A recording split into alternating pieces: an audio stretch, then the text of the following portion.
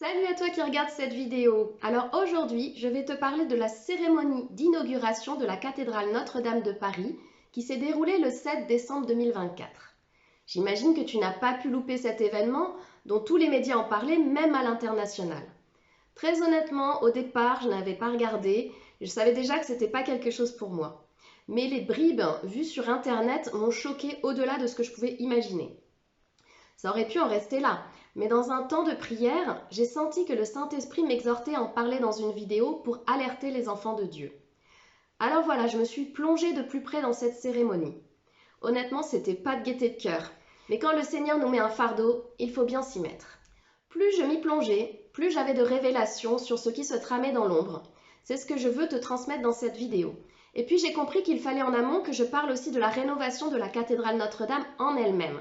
Peut-être les as-tu déjà vues, j'ai sorti 2 vidéos sur mes questionnements par rapport à cette rénovation. Vidéos dans lesquelles j'ai essayé de montrer les enjeux spirituels obscurs que j'ai pu déceler. Ces 3 vidéos vont ensemble. Donc si tu arrives sur celle-ci en premier, je te conseille de la quitter et de les regarder dans l'ordre chronologique de parution. Je t'ai mis les liens en description de vidéo. Après, c'est pas gênant de ne regarder que celle-ci. C'est juste qu'elle comporte la conclusion finale à cette série de 3. À toi de voir. Alors, je voulais tout de suite préciser, pour que ce soit clair, que ici, je ne donne que mon point de vue chrétien. Ce n'est pas un point de vue ni artistique, ni politique. Je me place juste en tant que chrétienne, cherchant à être fidèle à son Dieu. Je précise aussi d'emblée que ma vidéo n'a vraiment pas vocation à diviser entre chrétiens catholiques et protestants. Ce n'est absolument pas mon objectif. Positionnons-nous juste en tant que chrétiens et observons simplement les choses ensemble. Je sais d'ailleurs que beaucoup de catholiques seront d'accord avec les positions que je vais ici adopter. J'ai notamment entendu sur internet Fabrice Divisio, un avocat très médiatique qui se revendique catholique, dire que la cérémonie qui a été servie le 7 décembre dernier à Notre-Dame n'était pas catholique. Alors, je ne peux pas en juger car je ne suis pas assez calée en liturgie catholique pour le dire. En revanche, ce que l'on peut essayer de juger ensemble, c'est si cette cérémonie était chrétienne ou non. Je vais vous révéler ce qui m'a choqué dans cette cérémonie afin que vous fassiez in fine votre propre opinion. Je voudrais tout d'abord soulever les points problématiques posés par cette cérémonie en grand 1 avant de vous proposer mon interprétation du sens de celle-ci en grand 2. Alors grand 1, les principaux problèmes soulevés par cette cérémonie. À mon sens, cette cérémonie de réouverture de la cathédrale Notre-Dame de Paris pose 3 principaux problèmes. Premier problème, son prix indécent. Savez-vous que cette cérémonie de réouverture de la cathédrale a coûté 10 millions d'euros? Oui, vous avez bien entendu, 10 millions d'euros uniquement pour la cérémonie. Je ne parle donc ni de la rénovation de la cathédrale en elle-même, ni du dîner à l'Élysée qui a suivi la cérémonie dans la cathédrale ce 7 décembre. Sur ces 10 millions d'euros, 7 millions ont été apportés par le diocèse de Paris. J'avoue avoir été très étonnée de lire qu'un diocèse était capable d'apporter une telle somme. Le diocèse de Paris aurait fait appel aux dons. Quelle générosité des donateurs! Mais je ne peux m'empêcher de questionner l'utilité de ces dépenses. Et j'aimerais qu'on le fasse ensemble. Alors, comment en juger? Personnellement, je vois 3 filtres, au travers desquels nous pouvons passer ces faits pour nous faire une opinion chrétienne. Mon premier tamis, qu'aurait fait Jésus? Pour moi, c'est ma boussole pour savoir si une action est bonne ou non. Qu'aurait fait Jésus? Effectivement, Jésus, étant le Fils de Dieu et ayant vécu sur terre, doit être notre modèle. Aurait-il fait une telle cérémonie si coûteuse, réunissant tous les puissants de ce monde ou presque? Je crois que nous sommes tous d'accord pour dire que non, et qu'il n'y a nul besoin d'argumenter longuement. Mon deuxième tamis, est-ce que l'Église a agi dans le cadre de la mission donnée par Jésus? Ça aussi, c'est un bon repère, me semble-t-il. Désolée, je suis encore enrhumée, alors parfois la prononciation peut être un petit peu changée par mon rhume. En effet, Jésus, sachant qu'il s'en allait vers le Père, n'a pas laissé ses disciples sans direction. Au contraire, il les a envoyés avec une mission précise. Je rappelle Matthieu 28, versets 19 à 20. « Allez, faites de toutes les nations des disciples, les baptisant au nom du Père, du Fils et du Saint-Esprit, et enseignez-leur à observer tout ce que je vous ai prescrit. » Avons-nous fait des disciples de Christ lors de cette cérémonie à la cathédrale Notre-Dame? Qu'en pensez-vous? Moi, je pense qu'on a fait plus du spectacle que du discipulat ou même de l'enseignement. Voilà, on va tenter de passer au travers du troisième tamis. Est-ce que cela est susceptible de plaire à Dieu le Père? On a vu que Jésus n'aurait pas fait une cérémonie coûteuse avec les grandes secondes, que ce n'est pas le mandat qu'il a donné à ses disciples, mais est-ce qu'au moins une telle cérémonie peut réjouir le Père? Permettez-moi de rappeler les propos de Paul dans son épître aux Romains, Romains 12, verset 2. Ne vous conformez pas au monde actuel, mais soyez transformés par le renouvellement de l'intelligence afin de discerner quelle est la volonté de Dieu, ce qui est bon, agréable et parfait. À votre avis, la volonté de Dieu était telle que son Église de Paris donne 7 millions pour cette cérémonie? Personnellement, je ne crois pas que Dieu ne le veuille, ni même que ça ne lui soit agréable. Je pense qu'il aurait préféré que l'on prenne soin des nécessiteux avec cet argent. Je voudrais citer Jacques 1, verset 27. « La religion pure et sans tache devant Dieu notre Père consiste à s'occuper des orphelins et des veuves dans leur détresse et à ne pas se laisser souiller par le monde. » J'ai eu aussi à l'esprit Luc 14, versets 12 à 14. Lorsque tu donnes à dîner ou à souper, n'invite pas tes amis, ni tes frères, ni tes parents, ni tes voisins riches, de peur qu'ils ne t'invitent à leur tour et qu'on ne te rende la pareille. Mais lorsque tu donnes un festin, invite des pauvres, des estropiés, des boiteux, des aveugles. Et tu seras heureux de ceux qui ne peuvent pas te rendre la pareille, car elle te sera rendue à la résurrection des justes. Je crois qu'on était ici malheureusement plus dans la première configuration d'inviter ses voisins riches que dans la seconde à inviter des pauvres, des estropiés, etc. Personnellement, j'ai bien l'impression que l'esprit de ce monde s'est malheureusement infiltré dans l'Église et que l'on s'est même laissé souiller. Or, nous ne pouvons pas aimer cela, ni même le tolérer dans nos églises. Rappelons-nous les propos de Jean. Première lettre de Jean, chapitre 2, versets 15 à 16. « N'aimez point le monde, ni les choses qui sont dans ce monde. Si quelqu'un aime le monde, l'amour du Père n'est point en lui. Car tout ce qui est dans le monde, la convoitise de la chair, la convoitise des yeux, l'orgueil de la vie, ne vient point du Père, mais vient du monde. » Et cet esprit du monde infiltré transforme le culte d'une drôle de façon. En effet, le deuxième problème, c'est que le temple de Dieu a été transformé en théâtre. Il y avait des prêtres, il y avait une église, une liturgie, mais était-ce vraiment un culte religieux auquel nous avons assisté? On se serait cru dans un vrai théâtre. Peut-être pas de guignols, mais on peut se demander s'il n'y avait pas quand même quelques marionnettes. Voici les 4 points qui me font dire qu'on a eu le droit à un grand spectacle. Premier point, des prêtres en costume de théâtre. Au fait, juste une petite question au préalable. Quel besoin y avait-il de créer des tenues spéciales? Est-ce que tous les habits du clergé avaient brûlé avec Notre-Dame? Bon, sérieusement, c'est la folie des grandeurs, non? On a vu les choses tellement en grand pour cette réouverture que c'est un grand couturier, Jean-Charles de Castelbajac, qui était chargé de créer des tenues liturgiques pour la circonstance. De la haute couture donc, rien de moins pour cela pour habiller le clergé. Je peux comprendre que l'on veuille des matières nobles, durables pour servir Dieu, parce que quelque part on pense peut-être ainsi l'honorer, et ça me semble respectable. Ce n'est pas choisir la qualité et le savoir-faire français pour des tenues liturgiques qui me choquent, non. C'est plutôt leur côté griffé et tape à l'œil. Des vêtements griffés pour les officiants. Alors je parle de griffes, comme on le dit pour une marque, dans le langage courant. Il s'agit de vêtements signés Castelbajac, et ça se voit, c'est ce qui me dérange. Notons au passage que le prix de ces tenues n'a pas été divulgué, ni par le diocèse, ni par le couturier, pourtant interrogés tous deux par la presse sur ce sujet. Franchement, nous avons eu droit à des tenues de spectacle pour habiller les prélats. Désolée, j'ai vraiment du respect pour les prêtres, qui à mon avis pour la plupart ont été pris au piège sans avoir leur mot à dire.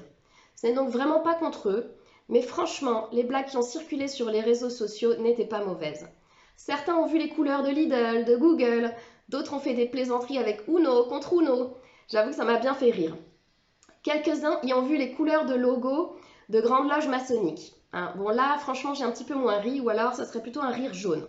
Ce qui est indéniable, c'est que ce sont bel et bien les couleurs phares du grand couturier. J'ai vu un short sur YouTube dans lequel Jean-Charles de Castelbajac répondait aux critiques sur les couleurs des chasubles en tentant de les justifier ainsi. Rouge comme la passion, le sang du Christ. Bleu comme l'eau, comme Marie. Jaune comme la gloire. Vert comme l'espérance. Mais honnêtement, cette argumentation ne tient pas la route et je vais tenter de vous le montrer en reprenant point par point. Le rouge proposé me paraît de loin un peu trop orangé pour faire penser au sang. Mais allez, ok, j'accorde le point. Par contre, je ne valide pas les autres. Le bleu de l'eau et le bleu marial sont bien plus pâles que le bleu clin qui a été utilisé. La gloire, en principe, est représentée par du doré et non du jaune. Le vert choisi me semble bien dur pour exprimer l'espérance. Or, le couturier a choisi 4 couleurs primaires très vives pour parer les tenues des officiants. En réalité, ce sont ces 4 couleurs fétiches. Ce côté pop art est vraiment sa signature d'ailleurs. Alors, plus qu'une petite griffe, l'artiste a bien plutôt laissé sa grosse patte bien visible sur tous ses habits liturgiques. Pardon, mais quand je regarde ces tenues, j'ai l'impression que c'est Castelbajac et non Dieu qui est glorifié. Je voudrais citer quelques-uns des propos tenus par Castelbajac lui-même dans une interview accordée aux Parisiens qui vont dans ce sens. Ces habits ne peuvent pas être achetés. Ils ne se possèdent qu'avec l'âme. Ma descendance pourra les admirer dans plusieurs décennies. C'est donc bien malheureusement les habits et à travers eux leur créateur, Castelbajac, que l'on devait admirer. Et pour des habits liturgiques, ça ne passe pas. C'est le créateur avec un C majuscule que l'on doit être amené à admirer à travers la liturgie au service de laquelle sont les habits. J'ai comme l'impression que toutes les valeurs ont été inversées avec ces habits liturgiques, car il n'y a pas que ce problème de griffe bien trop visible. Une autre chose me gêne avec ces vêtements. Des tenues tape à l'œil pour les officiants. On a vu que les couleurs choisies, mis à part le blanc comme fond de toile, sont des couleurs assez criardes. Franchement, je n'ai pas compris pourquoi le diocèse de Paris a pu accepter cela. D'autant que ce ne sont pas les couleurs liturgiques habituelles. Et la crosse épiscopale, on en parle ? L'archevêque est arrivé avec une crosse pourvue d'une grosse pierre bleue au bout. Alors déjà, ok, ça fait vraiment très bling bling, mais passons. Le problème surtout, c'est qu'avec cette pierre, le bout de la crosse est plein, et donc l'ensemble ne ressemble plus du tout à une crosse. Alors si l'évêque porte une crosse, c'est pour rappeler celle des bergers. Alors il ne s'agit pas d'un simple bâton. L'extrémité supérieure de la crosse épiscopale doit être recourbée, en volute. C'est ainsi que les bergers, avec leur roulette, peuvent attraper une brebis par la patte ou l'encolure, si elle tente de quitter le troupeau. Mais là, avec ce bout plein, on brise complètement ce symbole. Quel message nous envoie-t-on? On ne rattrape plus les brebis égarées? Je vous laisse y réfléchir. Malgré le respect que je peux avoir pour les prêtres, je voyais ces serviteurs de Dieu affublés comme des bouffons du roi. Et pas sûr que le roi des rois n'ait ri en voyant cela. Je pense qu'il a dû être sincèrement attristé par ces marionnettes d'un drôle de théâtre. Deuxième point, une mise en scène théâtrale. Nous avons vu que l'église a été transformée en théâtre, que les prêtres étaient affublés de costumes. Et maintenant, nous allons voir qu'il y avait toute une mise en scène derrière. Personnellement, je n'ai pas trop apprécié toute la mise en scène autour de l'ouverture de la porte. Qu'en as-tu pensé? Apparemment, c'est un rituel catholique. Même si on y adhère, on peut noter quand même une incohérence. Si l'archevêque ouvre la porte de manière ritualisée, c'est pour poser un symbole spirituel fort, non? Une invitation à passer par la porte qu'est Jésus pour aller vers le Père. Dans ce cas, la cathédrale aurait dû être vide, et c'est seulement après ce rituel que tous les convives sous forme de procession auraient dû suivre l'archevêque. Enfin, ça me paraît logique. Or là, toute l'assemblée avait déjà pénétré dans l'enceinte de la cathédrale avant le rituel. Selon moi, ça le vide complètement de sens. Mais passons. En tout cas, tout le monde était déjà à l'intérieur de la cathédrale. Tout le monde sauf Charlie et ses drôles de dames. Bon, pardon, c'est juste pour la petite blague. Je parlais du président de la République accompagné de son épouse et de Madame Hidalgo, la maire de Paris. C'est une sorte de nouvelle trinité avec Emmanuel, le Messie tant attendu qui a fait son entrée. Honnêtement, j'exagère sûrement un peu, je ne sais pas si on peut aller jusque-là, mais je vous laisse y réfléchir. En tout cas, c'est quand même assez spécial de voir l'archevêque de Paris obligé de faire demi-tour, retourner sur le parvis de l'édifice et de voir ces 3 personnages éclairés par les spots extérieurs faire leur entrée solennelle dans la cathédrale en suivant l'archevêque. Et tout cela alors que nous avions déjà suivi le rituel de la porte, nous avions pénétré dans la cathédrale avec l'archevêque, nous nous attendions logiquement à la suite de la liturgie catholique. Eh bien non, nous sommes forcés, comme l'assemblée, d'ailleurs on le voit à travers tous les regards qui se tournent, et le prélat dans ses pas, de faire demi-tour direction la porte pour assister à cette entrée magistrale. Enfin, quelle comédie!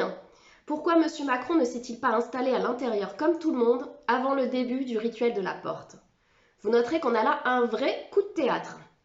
Nous sommes bien dans la thématique. Alors pourquoi cette mise en scène du président en guest star faisant son entrée dans la lumière des projecteurs? Ce n'est pas juste pour la gloriole.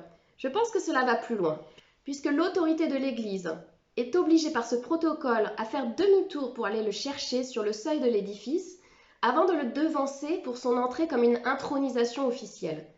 C'est comme si l'empereur Macron venait pour son sacre devant ce parterre des grands de ce monde. C'est un peu ça quand même. En exigeant de faire son discours à l'intérieur de la cathédrale, j'y reviendrai plus tard, M. Macron a comme voulu se couronner lui-même, à l'instar de Napoléon Ier dans cette même cathédrale. Bon, heureusement, l'accessoiriste de notre théâtre a gentiment oublié d'apporter une couronne. Ouf.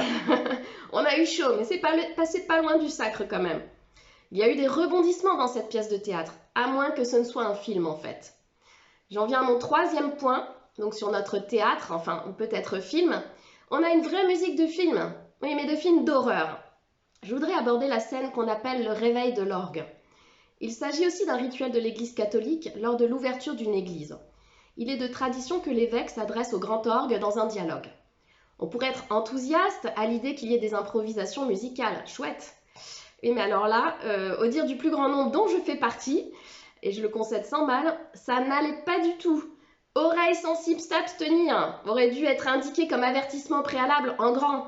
Déjà, le choix du répertoire contemporain, c'est assez osé, c'est pas forcément du goût de tout le monde. Mais alors là, vraiment, surtout au niveau spirituel, il y a eu vraiment une bascule. L'atmosphère s'est comme assombrie, c'est devenu très lourd.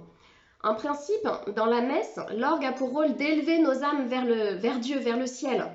En l'occurrence, je ne crois pas que l'objectif ait été atteint. Beaucoup ont même eu du mal, ne serait-ce qu'à supporter ces sons non mélodieux. D'après les commentaires que j'ai pu lire, certains ont arrêté de regarder la cérémonie à cause de ces sons très dissonants. Quelques-uns ont même jugé cette musique sataniste. Alors, je ne suis pas assez calée en musique pour dire si l'on avait ici le fameux triton. Il s'agit d'un accord musical que l'on dit capable d'invoquer le diable. S'il y a des musiciens ici, là, dans ceux qui écoutent, dites-moi si vous avez pu entendre un triton et vous pouvez me le mettre dans les commentaires. En tout cas, personnellement, j'ai trouvé ces airs absolument glaçants et ça aurait pu vraiment être la bande-son d'un film d'horreur.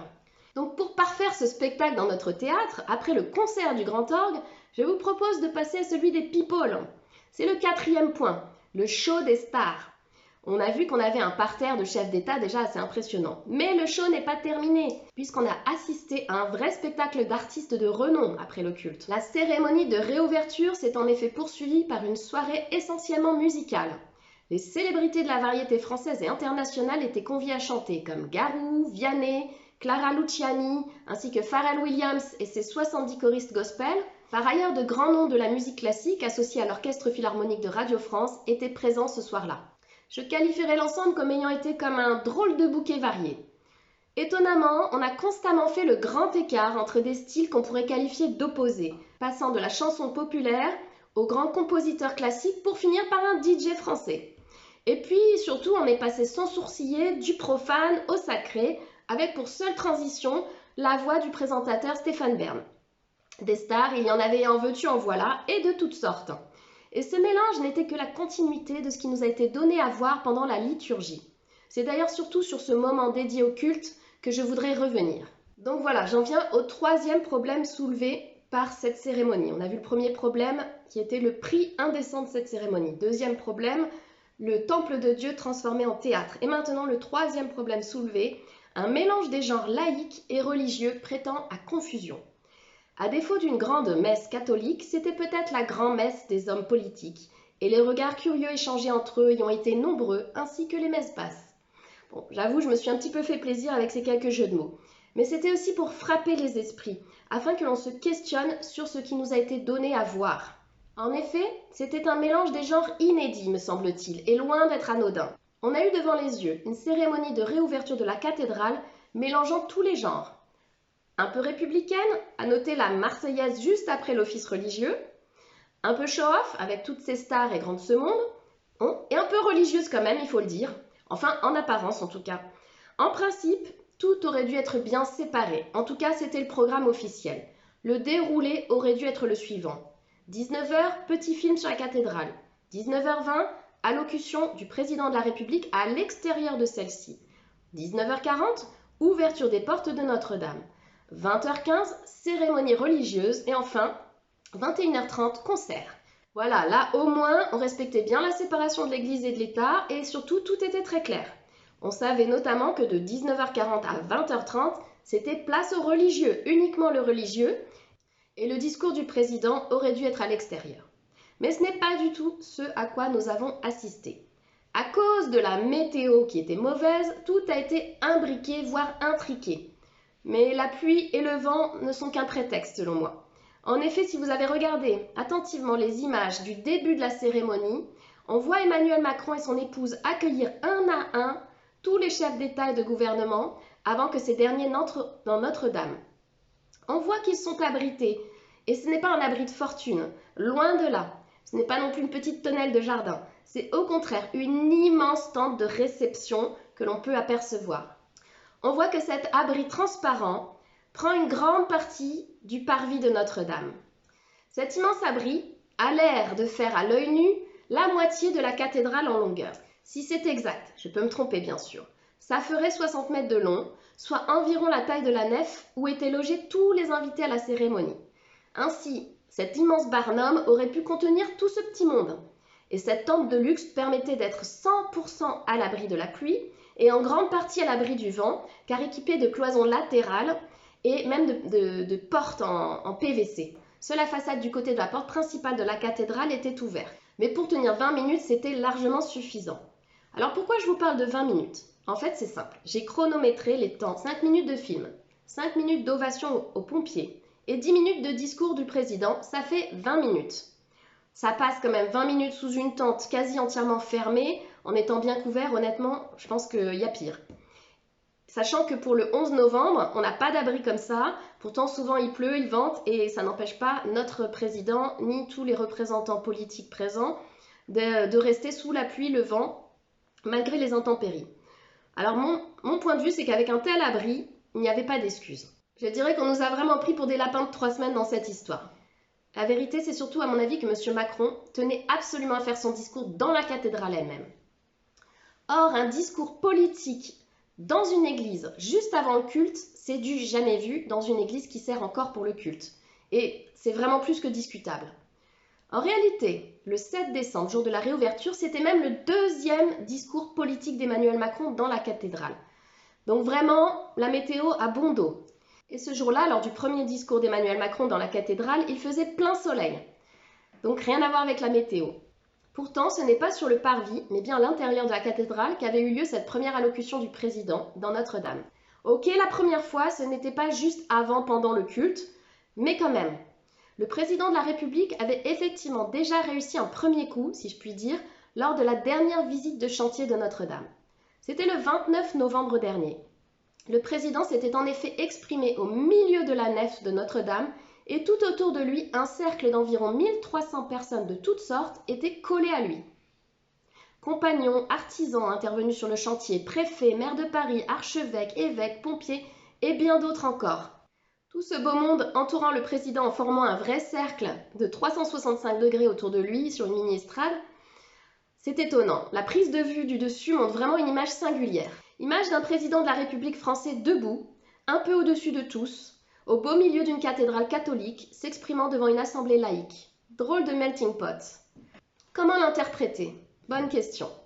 Macron au centre de la cathédrale qu'il a rebâtie, c'est l'image qu'il semble vouloir donner. C'est indéniable. Le moins que l'on puisse dire, c'est que cette espèce de culte de la personnalité dans le temple de Dieu est vraiment de mauvais goût. Mais surtout, il ne faudrait pas que ces deux discours dans la cathédrale soient l'arbre qui cache la forêt d'une nouvelle religion. Nous y reviendrons plus tard. Quant au mélange des genres qui a été proposé ce 7 décembre à Notre-Dame lors de la cérémonie de réouverture, ça prête à confusion et surtout ça contrevient à la loi de 1905 ayant instauré la séparation de l'Église et de l'État. À l'origine, cette loi avait pour but que le pouvoir religieux ne s'immisce plus dans le séculier. Mais aujourd'hui, on a l'impression que c'est l'inverse. C'est le pouvoir séculier qui se permet une ingérence dans le religieux. C'est inadmissible. Notons que cette prise de parole politique dans l'enceinte de la cathédrale n'est pas sans rappeler un événement, la fête de la liberté qui s'est déroulée en 1793 à Notre-Dame, justement.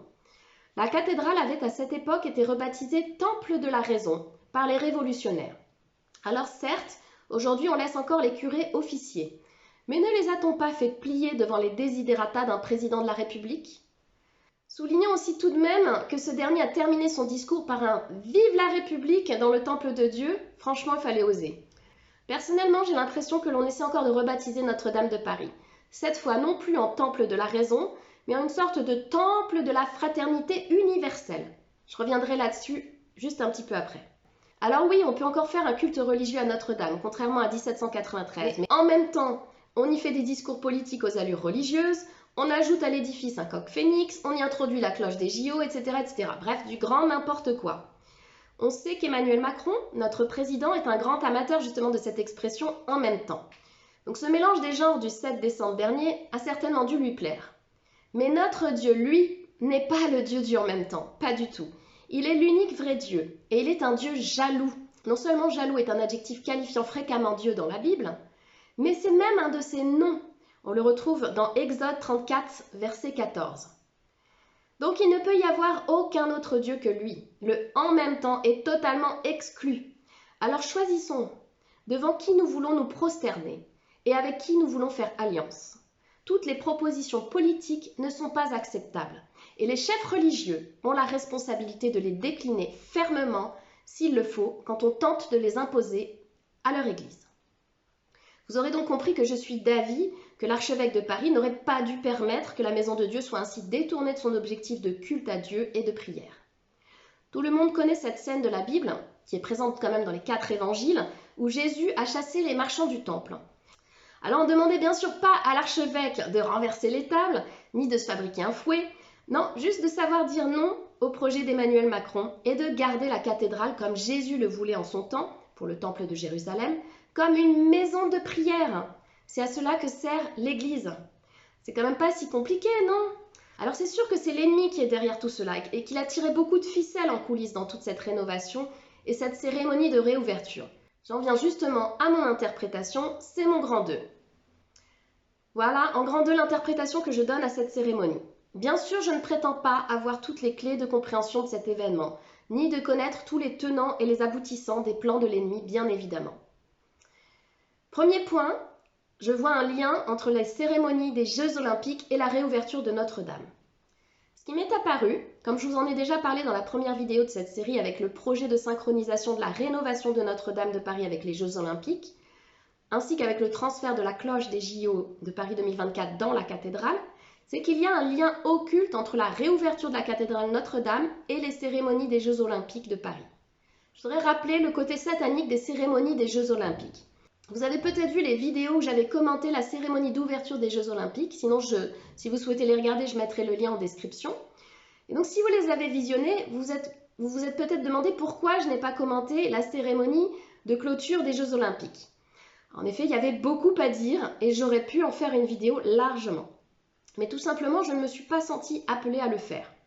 Et honnêtement, j'avais aussi envie de passer à autre chose. Il faut comprendre que ce n'est vraiment pas un plaisir pour moi de regarder de tels événements et de les commenter. C'est vraiment quand le Seigneur place un fardeau sur mon cœur que j'y consacre du temps et de l'énergie. J'ai pensé qu'après avoir commenté l'ouverture, si vous l'aviez regardé, vous étiez à même vous-même de comprendre ce qui se tramait lors de la clôture. Clairement pour moi, la cérémonie de clôture des Jeux Olympiques était tout aussi diabolique que celle de l'ouverture. C'est comme si Satan avait essayé d'hâter la fin des temps en convoquant à travers toute une mise en scène la bête, l'antéchrist et le faux prophète. Voilà, je ne vais pas revenir en long, en large et en travers. Peut-être y a-t-il des personnes qui ont fait des vidéos YouTube sur ce sujet, si jamais ça vous intéresse. Je précise que vous avez tout à fait le droit de ne pas être d'accord avec moi. Je donne juste mon interprétation de ce que j'ai vu. Et avec cette cérémonie de réouverture de Notre-Dame, j'ai bien peur que ce soit comme la suite de ces 2 cérémonies des Jeux Olympiques, tellement j'y vois la continuité des plans de Satan. Je voudrais vous expliquer le parallèle entre ces 2 événements.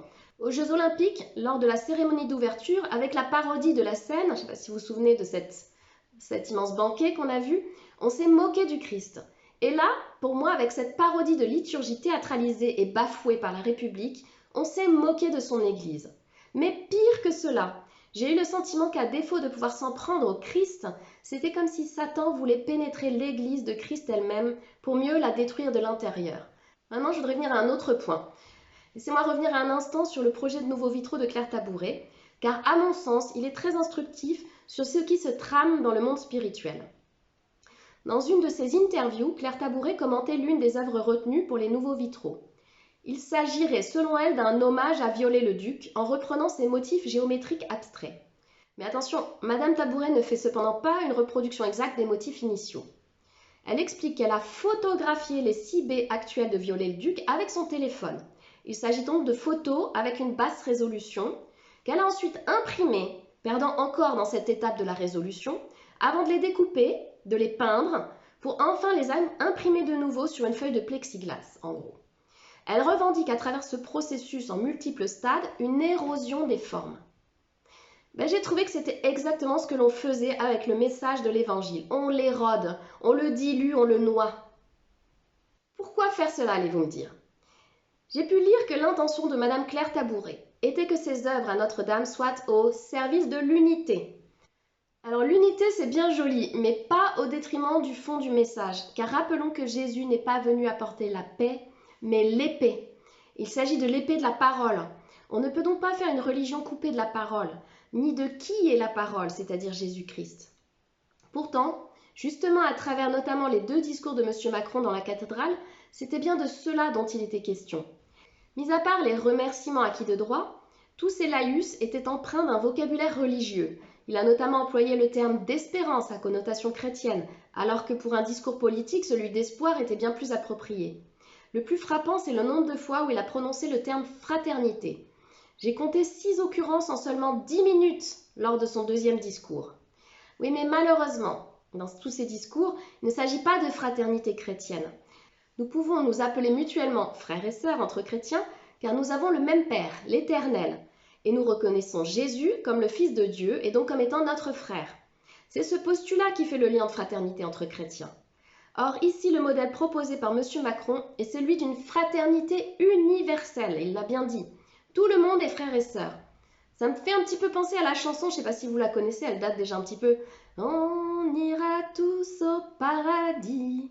Je chante pas très juste, hein. Toi et moi. C'est sympathique comme chanson, mais c'est un faux évangile. Non, nous n'irons pas tous au paradis. De même que le discours de M. Macron peut plaire à nos oreilles, mais non, nous ne sommes pas tous frères et sœurs. On voit bien qu'il y a un nouvel évangile qui nous est servi. Peut-être pour faire de cet évangile travesti une religion mondiale universaliste au contour flou? Attention, Église, à ne pas te prostituer. Tu connais pourtant le sort réservé à Babylone la Grande. En conclusion, je me rends compte que j'ai beaucoup parlé de la cathédrale Notre-Dame de Paris dans cette série de vidéos et qu'une petite précision, mais non des moindres, était nécessaire. J'en ai beaucoup parlé, mais n'allez pas croire qu'elle soit si importante pour moi, cette cathédrale. Même si bien évidemment elle a une place historique et artistique indéniable. Cependant, il ne faut pas l'idolâtrer, c'est évident, mais c'est peut-être mieux quand même que je le formule au moins une fois dans cette série de vidéos. J'espère que nous sommes tous d'accord pour dire que Dieu n'est pas le bâtiment du temple, aussi beau et majestueux soit-il. Et Dieu n'a pas besoin qu'on lui construise des demeures de main d'homme. Par contre, notre Père cherche des temples pour son Saint-Esprit, et ce sont nos corps, à vous, à moi, et à tous ceux qui acceptent Jésus-Christ. Et il est sûr que les pierres vivantes ont bien plus de valeur que les pierres non vivantes aux yeux de Dieu, quand bien même la construction faite avec serait majestueuse.